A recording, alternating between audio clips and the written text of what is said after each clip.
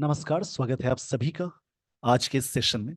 इस सेशन में मैं डिस्कशन कराने वाला हूं the 29 of May the Hindu newspaper का एक एडिटोरियल। इसमें कई चीजें होंगी सीखने वाली, जैसे कि वर्ड्स, ग्रामर के रूल्स, इन सारी चीजों को मैं जोड़कर समझाने वाला हूं। इसके लिए आप सेशन के एंड तक बने रहें। रीडिंग हैबिट से बहुत सारे क्वेश्चंस बनते हैं, जैसे रीडिंग कॉम्प्रिहेंशन यानी passage, close test, sentence rearrangement, या ग्रामर के जो क्वेश्चंस आते हैं, एरर डिटेक्शंस। उन सारे क्वेश्चंस को सॉल्व करने में रीडिंग हैबिट्स काफी मदद करती है। चलिए दोस्तों, आज की इस सेशन की मैं शुरुआत करने जा रहा हूं। Turn out conundrum. Turn out का मतलब होता है, जैसे अटेंडेंस बोलेंगे या गैदरिंग को बोलते हैं, या तो गैदरिंग बोलेंगे या फिर अटेंडेंस बोलते हैं। अटेंडेंस, इसका मतलब बोलते हैं उपस्थित। उपस्थित चीजों को बोलते हैं, या जो गैदर हो जाते हैं लोग, उनको बोलेंगे।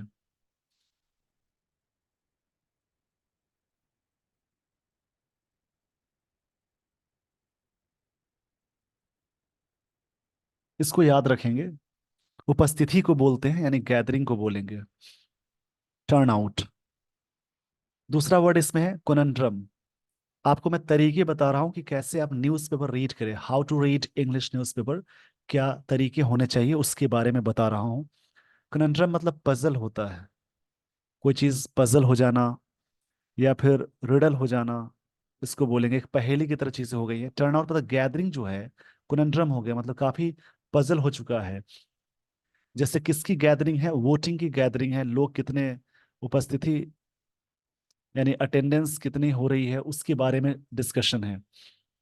आगे की लाइन है द लो वोटिंग परसेंटेज। ये जो लो वोटिंग परसेंटेज है, वो क्या है? इन मेनी स्टेट्स, बहुत सारे स्टेट्स में मेनी के साथ काउंटेबल नाउन आएगा तो प्लूरल अटैच करेंगे। मच के साथ हमेशा अनकाउंटेबल नाउन अटैच करते हैं जो सिमिलर होता है। इस is a cause for concern. यहां पे क्या मिला? कॉज फॉर कंसर्न मतलब होता है, a cause for concern, concern का मतलब होगा चिंता का कारण या चिंता का विषय है। मतलब ये ऑथर कह रहे हैं the low voting percentage in many states, बहुत सारे स्टेट्स में जो लो वोटिंग परसेंटेज है वो क्या है? एक कॉज फॉर कंसर्न है, मतलब चिंता का कारण है, या बोल सकते हैं चिंता का विषय है। ये ऑथर कह रहे हैं। इस पेज का स्क्रीनशॉट ले लीजिए, इसी के बारे में डिस्कशन है। आगे बढ़ने से पहले कुछ चीजों का ध्यान देनी जरूरी है। जैसे जिस वर्ड के लास्ट में कुछ चीजें जुड़ी हों उनको बोलते हैं सफिक्स, यानी सफिक्स का मतलब ही है लास्ट में जुड़ने वाली चीज। सफिक्स में TION हो, किसी भी वर्ड्स के लास्ट में ये सारी चीजें, मेंट हो, OR लग जाए, ER लग जाए, डबल ER लग जाए। उसके अलावा और भी सारे हैं, जैसे ट्यूड लगा दें, एज लगा दें, नेस लग जाए, TY लग जाए, C लग जाए, शिप लग जाए, या इसके अलावा और भी है, जैसे कि SIS या IS। जिन वर्ड्स के लास्ट में ये सारी चीजें लगी हों वो सारे वर्ड्स नाउन कहलाएंगे। इसमें कुछ कंफ्यूजन्स भी हैं, उनको दूर करने के लिए इन स्ट्रक्चर्स को देखेंगे। जैसे कि आर्टिकल्स के बाद अगर कोई सिंगल वर्ड आ जाए तो वो वर्ड नाउन है। आर्टिकल का मतलब एन द। कभी कभी क्या होता है कि आप बीच, सेंटेंस के बीच से देखते हैं, मिडिल से देखते हैं, तो वहां ध्यान देंगे प्रेपोजिशन या वर्ब, उससे ठीक पहले एक वर्ड आ जाए और उससे पहले आर्टिकल्स का प्रयोग हो, तो ये जो बीच वाला वर्ड है वो नाउन कहलाएगा। इस पेज का स्क्रीनशॉट ले लीजिए। सफिक्स में और भी चीजें लग जाए, जैसे कि OUS, IVE, एबल, फुल, एफ्यूएल है ये यहाँ पे। उसके अलावा लेस, AL। जिन वर्ड्स के लास्ट में ये सारी चीजें लगी हों उन वर्ड्स को बोलते हैं एजेक्टिव। इसमें कुछ कंफ्यूजन्स भी है, उनको दूर करने के लिए आप इन स्ट्रक्चर्स को देखेंगे। आर्टिकल्स के बाद एक वर्ड आ जाए, उसके बाद भी एक और वर्ड आ जाए तो ये नाउन होगा, बीच वाला एडजेक्टिव कहलाएगा। उसी प्रकार से अगर सेंटेंस में प्रेपोजिशन लग जाए या वर्ब, उससे ठीक पहले एक और वर्ड आ जाए, उससे पहले एक और वर्ड आ जाए, उससे पहले आर्टिकल्स यानी ए एंड द लग जाए, तो इसको ध्यान से समझेंगे, नाउन होगा या बीच वाला एडजेक्टिव होगा। और भी चीजें हैं, नाउन में एल वाई अटैच करते हैं तो बनेगा एडजेक्टिव, वर्ब में एल वाई अटैच करते हैं वो बनता है एडवर्ब। और ये भी ध्यान देना है कि अगर एडजेक्टिव से पहले एक और वर्ड आ जाए, उससे पहले आर्टिकल लग जाए, तो एडजेक्टिव से पहले वाला वर्ड एडवर्ब कहलाएगा। इस पेज का स्क्रीनशॉट ले लीजिए। ये सारी चीजें मैं जोड़कर बताने वाला हूँ स्टोरी में।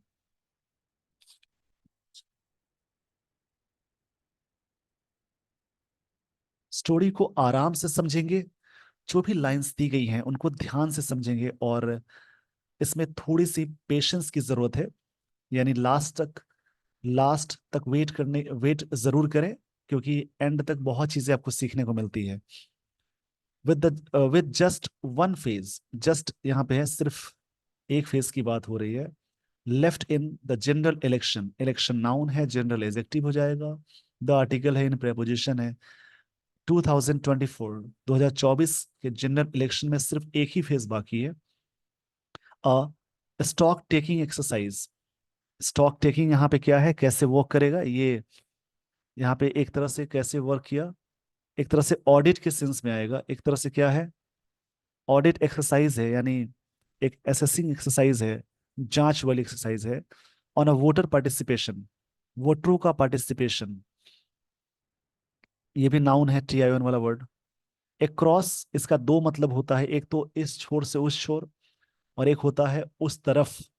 यहाँ पे क्रॉस कंट्री का मतलब, अक्रॉस द कंट्री का मतलब है पूरे कंट्री में, देश के इस छोर से लेकर उस छोर सभी जगहों की बात हो रही है। रिवील्स, इस बात को रिवील्स करता है, रिवील मतलब होता है डिस्क्लोज करना, रिवील मतलब होगा डिस्क्लोज करना, यानी कोई चीज को अनवेल करना, उजागर करना,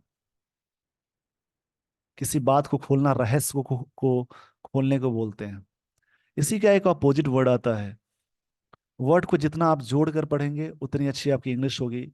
एक वर्ड आता है कंसील, इसका मतलब छुपाना या हाइड के सेंस में आएगा। और डिस्क्लोज, रिवील मतलब उजागर करना, बात को खोलना या बाहर आना। फिर से लाइन को समझेंगे, with just one phase left, एक फेज बचा है in the general election, general election 2024 का। स्टॉक टेकिंग एक्सरसाइज, एक प्रकार के ऑडिट या जांच करने वाली एक्सरसाइज है। ऑन अ वोटर पार्टिसिपेशन, कि वोटरों का कितना पार्टिसिपेशन है। पार्टिसिपेशन मतलब होता है जैसे कितने लोग शामिल हुए और पार्टिसिपेट किए एक्टिविटी में, उसको बोलते हैं पार्टिसिपेशन। नाउन की तरह वर्क कर रहा है,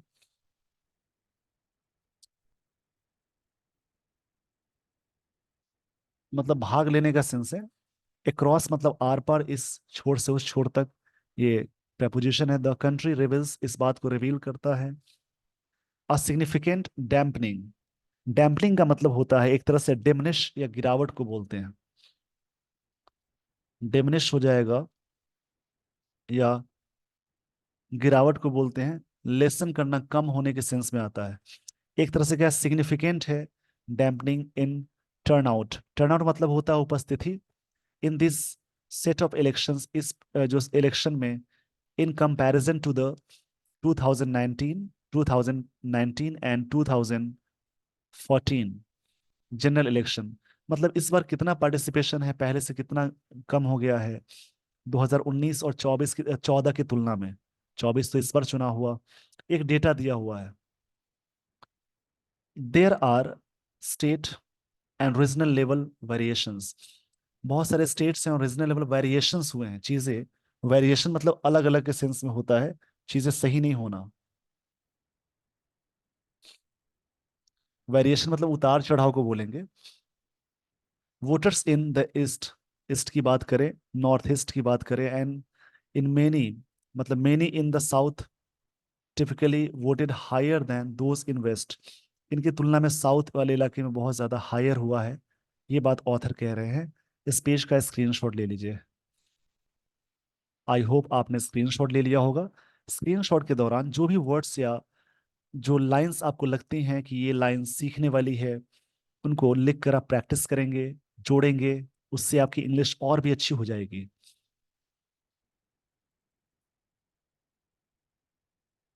सेंट्रल एंड नॉर्थ इंडिया, मतलब सभी जगहों की बात हो रही है, येट फिर भी, बैरिंग सम एक्सेप्शंस, यहाँ पे बात कही जा रही है बैरिंग।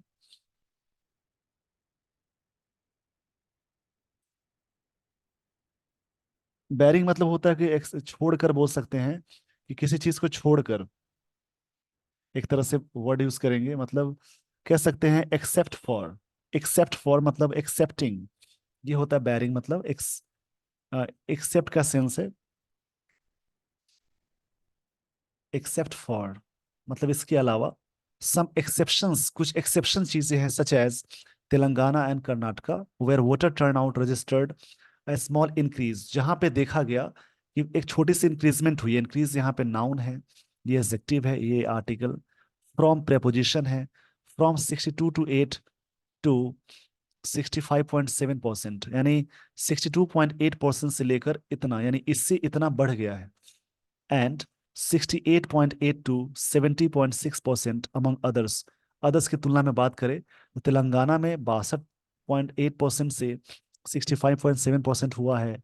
एंड कर्नाटका में देखा जाए 68.8% से 70.6% अमंग अदर्स। अदर की तुलना में बात हुई है। अमंग एक प्रेपोजिशन है जिसका मतलब में के बीच में, दो सदी के लिए यूज करते हैं, हमेशा दो के लिए यूज करते हैं, ये भी प्रेपोजिशन है।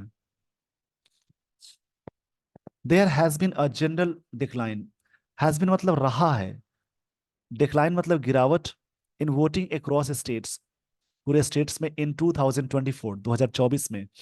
एज एन एनालिसिस, अगर एनालिसिस की बात की जाए, इन द हिंदू रिवील्ड, ये बात रिवील की गई जाती है, डिस्क्लोज हुई है।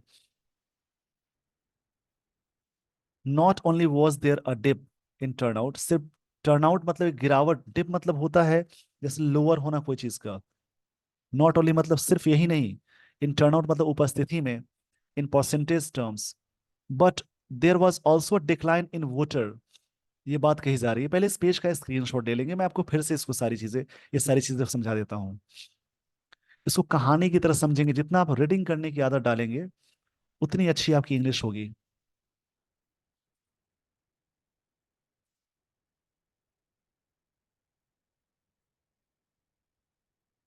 एज एन एनालिसिस की बात की जाए, इन द हिंदू रिवील्ड, ये बात रिवील्ड हुई, बाहर आई। Not only was there a dip, सिर्फ डिप मतलब होता है एक लोअर के सेंस में, गिरावट के सेंस में, इन टर्न आउट, उपस्थिति में सिर्फ गिरावट ही नहीं हुई in percentage terms, but there was also a decline in voter turn out in absolute terms, इसमें भी गिरावट हो गया एब्सोल्यूट टर्म्स में। 132 ऑफ 485 कंस्टिट्यूएंसीज, जो संसदीय क्षेत्र है उसको बोलते हैं, that went to polls in first phase, first 6 phases, इतने हो चुके हैं। और decline in voter turnout in absolute terms, 132 of 485 constituencies that went to polls in first phase, the high number of seats that encountered a dip in voter participation, देखा गया कि voter participation में एक डिप थी, गिरावट थी, is unprecedented, जो अनोखा है, मतलब इससे पहले नेवर डन बिफोर। अनप्रेसिडेंटेड मतलब होता है नेवर डन बिफोर, इससे पहले नहीं हुआ। Since the latest delimitation that was conducted a prior to, prior के साथ टू लगाते हैं, सीनियर जूनियर इन सब के साथ टू अटैच करते हैं, ध्यान से समझेंगे। इससे पिछला जो हुआ था 2009 जनरल इलेक्शन, ये बात ऑथर कह रहे हैं।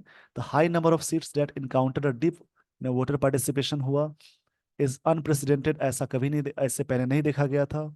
Since the latest delimitation, delimitation मतलब होता है जैसे कह सकते हैं बाउंड्री के सेंस में आएगा, सीमांत, इस बाउंड्री में, that was conducted prior to the 2009 general election, ये कंडक्ट किया गया था पिछले जनरल इलेक्शन में,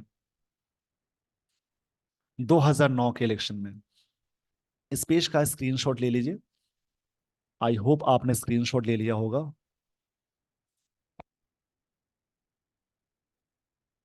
अ closer look at, a closer look at का मतलब होता है एनालिसिस के सेंस में आएगा। अगर किसी बात को हम सही से एनालाइज करते हैं, एनालिसिस करते हैं, उसको बोलेंगे the number shows that there was a significant bump in the total electorate. Significant bump हुआ है, इलेक्टोरेट मतलब वोटर्स को बोलते हैं, मतलब eligible voters above the age of 18, इसमें भी बढ़ा है इन 2014 में, कि जो हर साल वोटर्स बढ़ते हैं, जैसे कि किसी का एज 18 नहीं था पिछले चुनाव में, इस बार 18 हो गया, यानी वो व्यक्ति वोट देने के लायक हो गया, तो एलिजिबिलिटी बढ़ गई, उसको बोलते हैं। सिग्निफिकेंट ये वर्ड बार बार आ रहा है, इसका मतलब होता है इंपॉर्टेंट को बोलते हैं, एडजेक्टिव है, मतलब नोटेबल बोल सकते हैं, इंपॉर्टेंट बोल सकते हैं, आउटस्टैंडिंग बोल सकते हैं।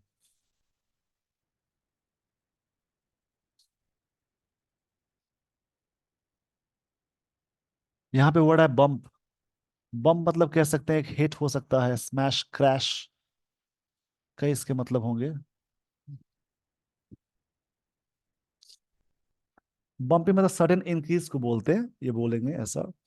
बम्पिंग मतलब सडन इंक्रीज को बोलते हैं। इसमें total electorate eligible voters above 18, age of 18 2014 में है। स्लाइट इंक्रीजेस, स्लाइट मतलब थोड़ा सा बोल सकते हैं, स्लाइट मतलब बोलते हैं स्मॉल। स्लाइट का मतलब एक स्मॉल को बोलते हैं थोड़ा सा। इन 2019 and 2024, but it was only in 2014 24 that voter turnout dropped। इसमें ड्रॉप हो गया मतलब गिरावट आ गई। ड्रामेटिकली इन मेनी कंस्टिट्यूएंसीज, बहुत सारे कंस्टिट्यूएंसीज में, बहुत सारे निर्वाचन क्षेत्र में बोल सकते हैं।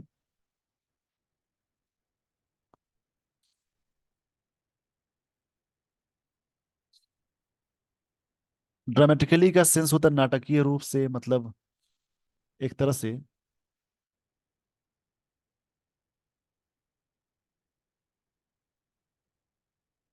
मतलब कह सकते हैं फेयर तरीके से, साइजेबल तरीके से ये चीजें हो गई हैं। इस पेज का स्क्रीनशॉट ले लीजिए। अब मैं आपको लिए चलता हूँ आगे वाली स्लाइड पे।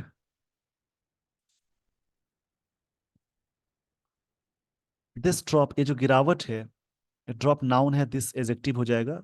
डिस्ट्रीब्यूटिव एजेक्टिव, क्षमा चाहूंगा इसके लिए, डेमोन्स्ट्रेटिव एजेक्टिव। इन टर्नआउट मतलब कि उपस्थिति में, can possibly be explained, explain किया जा सकता है बाय पॉलिटिकल फैक्टर्स के दृष्टिकोण से। अब यहाँ पे सवाल है, वॉज देयर लोअर एंथुजियाज्म, क्या लोगों की उत्साह कम थी? एंथुजियाज्म मतलब उत्साह को बोलते हैं, जील को बोलते हैं। To vote in states, states में in which did not feature a strong contest among the parties in the fray, जो चुनाव में पार्टीज थे उसमें। यहाँ बोला जा रहा है कि वॉज देयर लोअर एंथुजियाज्म, क्या एक लोअर एंथुजियाज्म था, उत्साह में कमी थी। To vote in states which did not feature, जो फीचर नहीं किया गया, strong contest among the parties in fray, जो भी फ्रे मतलब चुनावी मैदान में, फाइट में, फ्रे वर्ड आया। दूसरा रीजन है, दूसरा प्रश्न है, does this explain to relatively low turnout in Gujarat, इसमें हुआ 4.4 पॉइंट ड्रॉप हुआ इसकी तुलना में। Where Bharatiya Janata party is in a dominant position, जहां पे डोमिनेंट पोजीशन में है। और केरला 71.3%, 6.6 ड्रॉप हो गया। Where both the main rivals के बीच में। इस पेज का स्क्रीनशॉट ले लीजिए। ये मतलब एक प्रश्न है ऑथर का, क्या रीजंस है।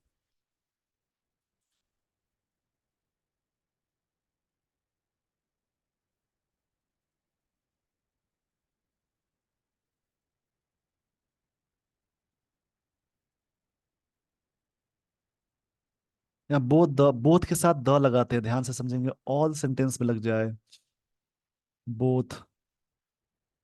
उसके अलावा डबल। इसके बाद आर्टिकल द प्लस नाउन का यूज करना होता है। The left and Congress along with their allies, Congress अपने एलीज के साथ, एलीज मतलब संघ को बोलते हैं, जो साथ में चले उनको बोलते हैं।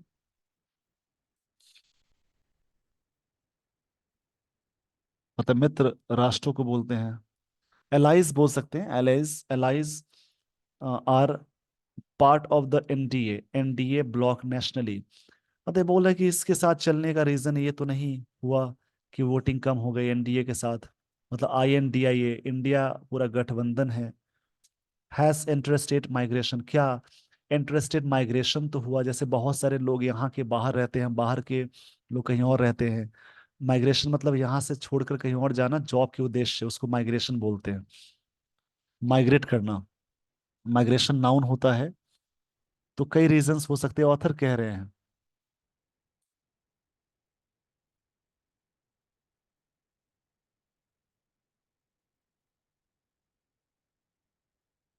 माइग्रेशन मतलब होता है कोई चीज मूविंग के सेंस में आएगा। इसमें बात कही जा रही है been a factor which possibly explain, ये सारे फैक्टर्स एक्सप्लेन किए जा सकते हैं या जाते हैं। The low turnout in the northern and central states, in states में जैसे होता क्या है, बहुत सारे जॉब के लिए बाहर रह रहे हैं, तो एक दिन छुट्टी लेकर नहीं आ पाते हैं, उनको दूर से आने में दिक्कत होती है, या फिर टाइम नहीं मिला, छुट्टी नहीं मिली, इस वजह से ये सब ऑथर कह रहे हैं। आगे की लाइन दी गई है, बिहार फॉर एग्जाम्पल, अगर बिहार की एग्जाम्पल ले, has been a significant gender gap, इसमें काफी जेंडर गैप हुआ है, with women voters far outnumbering men in participation in percentage terms. अगर देखा जाए तो यहाँ महिलाएं बहुत ज्यादा वोट किए हैं, इसकी तुलना में, मेन की तुलना में, मेल की तुलना में पार्टिसिपेशन महिलाओं का ज्यादा है। ये बात ऑथर कह रहे हैं।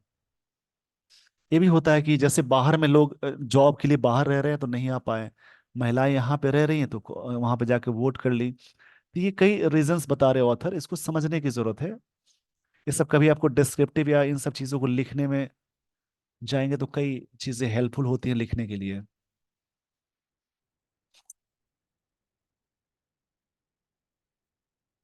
आगे इसमें ऑथर कह रहे हैं कि have the heat wave conditions contributed to, contribute के साथ टू आता है, electors deciding to stay at home. मतलब ये भी होता है कि बहुत सारे लोग सोचते हैं कि वो काफी हीट वेव है, उसकी वजह से घर पे डिसाइड करते हैं, क्या ये भी कारण हो सकता है? ये प्रश्न मार्क है, यानी क्वेश्चन है यहाँ पे। These are questions that deserve a closer look at, ये क्वेश्चंस है जो काफी क्लोजर लुक, मतलब एनालाइज करने के सेंस में, एनालिसिस के सेंस में आप कर सकते हैं। Data and Election Commission of India must play a role in answering some of them, उनके कुछ, मतलब उनको अच्छा रोल प्ले करना चाहिए कुछ क्वेश्चंस के आंसर करने में। India has always enjoyed a higher degree of participation relative to other electoral democracies, Bharat में हमेशा लोग एंजॉय करते हैं या बहुत ज्यादा लोग वोट करते हैं other other countries, other electoral democracies की तुलना में। एंड अ सिग्निफिकेंट ड्रॉप, एक गिरावट हुई, एज सीन दिस ईयर, इस साल देखा गया, इस कॉज फॉर कंसर्न, एक चिंता का कारण है या चिंता का विषय है बोल सकते हैं, चिंता का कारण है या विषय है, इसके लिए बात कही जा रही है। इस पेज का स्क्रीनशॉट ले लीजिए।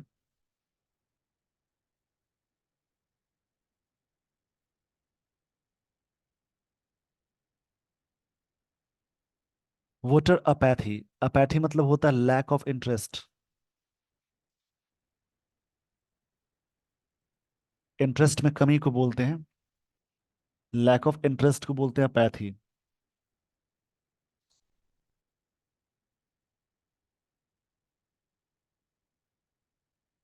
और लॉन्गर टर्म कैन अंडरमाइन, ये चीजें अंडरमाइन कर सकती हैं। अंडरमाइन मतलब होगा यहाँ पे जैसे कोई चीज के बारे में एरोट करना, या फिर थ्रेटन, वीकेंड करना, कमजोर करने का सेंस होता है। एक और वर्ड आता है सबोटाज,